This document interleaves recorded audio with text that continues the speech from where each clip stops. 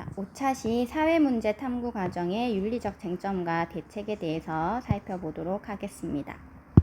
자, 이 단원에서는요, 성취 기준이요, 사회문제 탐구 과정에서 발생할 수 있는 윤리적 쟁점을 파악하고 이에 대한 해결 방안을 모색하는 겁니다.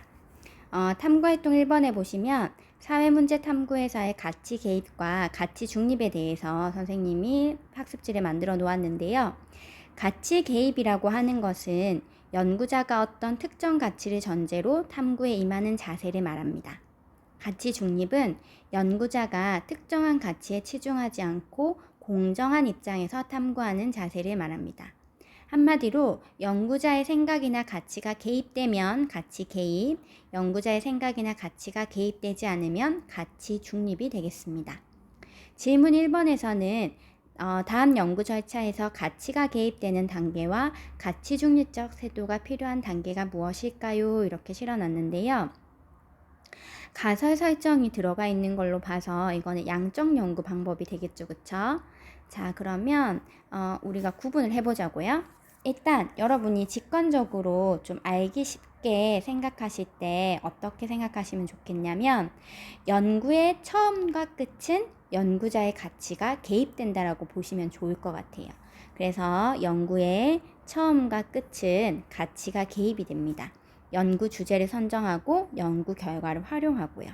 그리고 가설을 설정하고 연구를 설계하는 단계까지도 연구자의 가치가 개입이 됩니다. 하지만 자료를 수집하고 분석하고 검증하고 결론을 도출하는 단계에서는 연구자의 가치가 개입돼서는 안 되고 가치 중립이 이루어져야 돼요. 다시 한번, 연구의 처음과 끝은 가치가 개입된다고 했죠, 그쵸? 연구 주제 선정, 가설 설정, 연구 설계, 연구 결과의 활용까지는 가치가 개입되는 단계입니다. 그래서 여러분 밑에 학습지에 9번, 10번, 11번, 12번 빈칸 되어 있는 거 있잖아요. 가치 개입이 필요한 단계, 여기에는 연구 주제 선정, 선생님도 한번 적어 볼게요. 연구 주제 선정, 그 다음에 가설 설정, 연구 설계, 그 다음에 연구 결과의 활용, 연구 결과의 활용은 가치가 개입이 되는 단계라고 했어요. 가치 개입.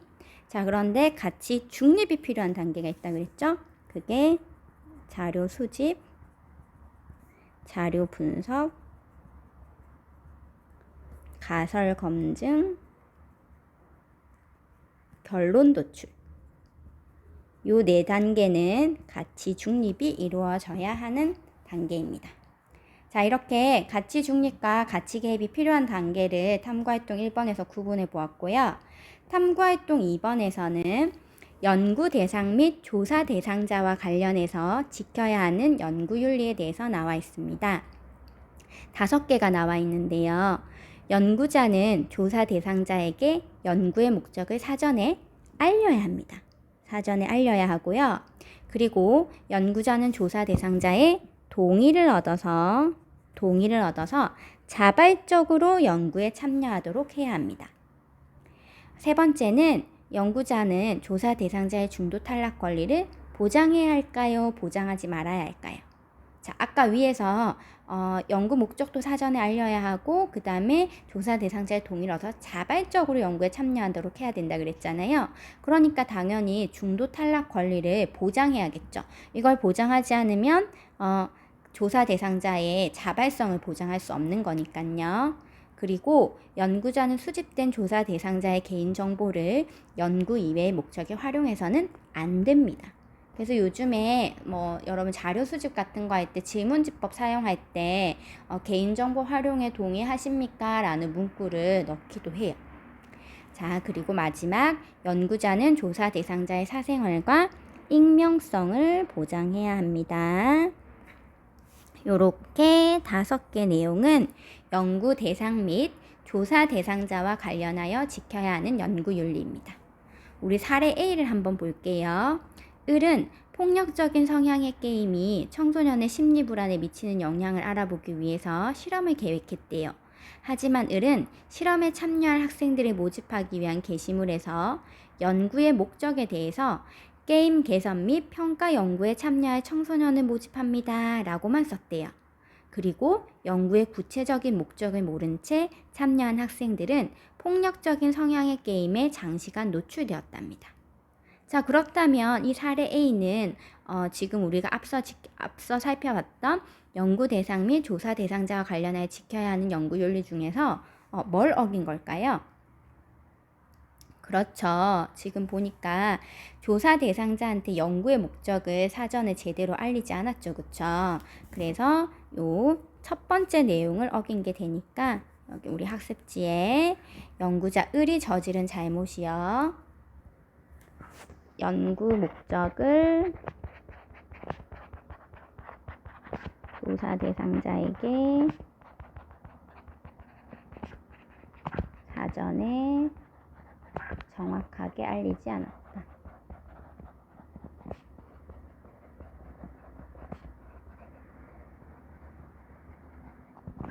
연구 목적을 조사 대상자에게 사전에 정확하게 알리지 않았다. 이게 연구자 을이 저지른 잘못이 되겠죠. 자, 탐구활동 3번을 보겠습니다. 탐구활동 3번은 연구 수행 과정에서 지켜야 하는 연구윤리에 대해서 나와 있는데 연구자는 연구를 행할 때 빈칸 23번, 빈칸 24번, 빈칸 25번 등을 하지 않고 정직성과 진실성을 유지해야 합니다. 자, 그러면 우리 각각 빈칸에 들어가야 할 내용이 뭔지 한번 살펴볼게요. 빈칸 23번. 존재하지 않는 데이터 또는 연구 결과를 허위로 만들어낸다고 했죠? 이 허위로 만들어내는 행위를 뭐라고 하냐면 위조라고 합니다. 위조. 그래서 우리 위조하면은 뭐가 떠오르냐면 위조 지폐 이런 거 떠오르죠. 존재하지 않는 지폐를 허위로 만들어내는 거잖아요. 위조. 그 다음에 빈칸 24번은 타인의 아이디어, 연구 내용, 결과 등을 적절한 인용 없이 사용하는 행위래요. 자, 타인의 연구 내용, 결과 등을 쓸 때는 반드시 출처를 밝혀서 인용을 해야 되거든요. 그런데 그렇게 하지 않으면 표절이 됩니다. 그래서 우리 요즘에 논문 표절 같은 것도 굉장히 사회적 이슈가 되고 있고 노래 같은 거 할 때도 뭐 표절 그런 거 많이 나타나죠. 그쵸?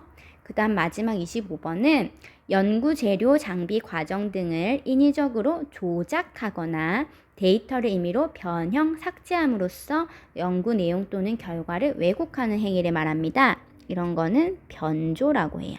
용어가 좀 어렵죠? 자, 그러면 사례 B는 어떤 잘못을 저질렀는지 한번 볼까요?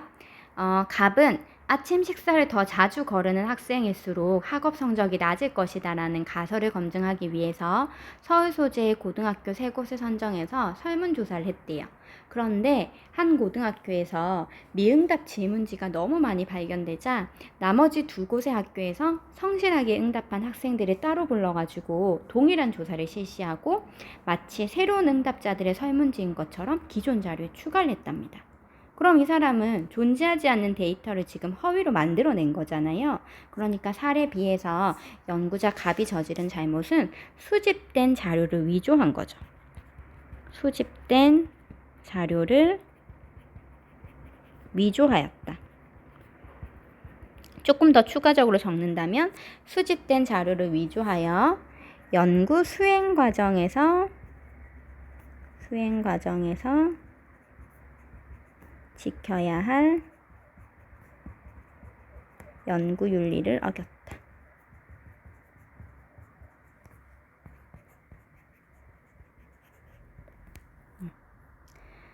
근데 수집된 자료를 위조했다. 요 말만 있으면 될 것 같아요. 수집된 자료를 위조한 거죠. 그쵸? 연구자 갑이 저지른 잘못은 수집된 자료를 위조한 거고, 사례 C를 볼까요?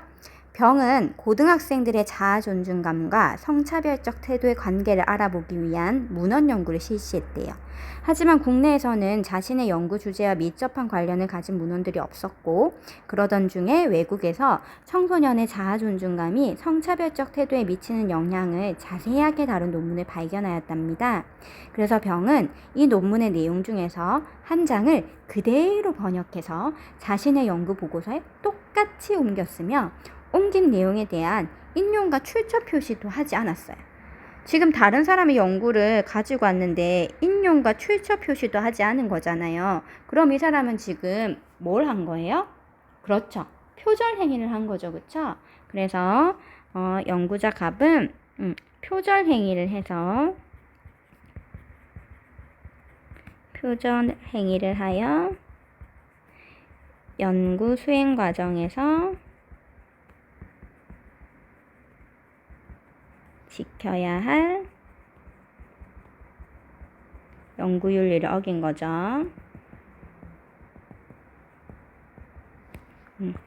뭐가 핵심 키워드예요? 표절 행위를 한 거죠. 표절 행위.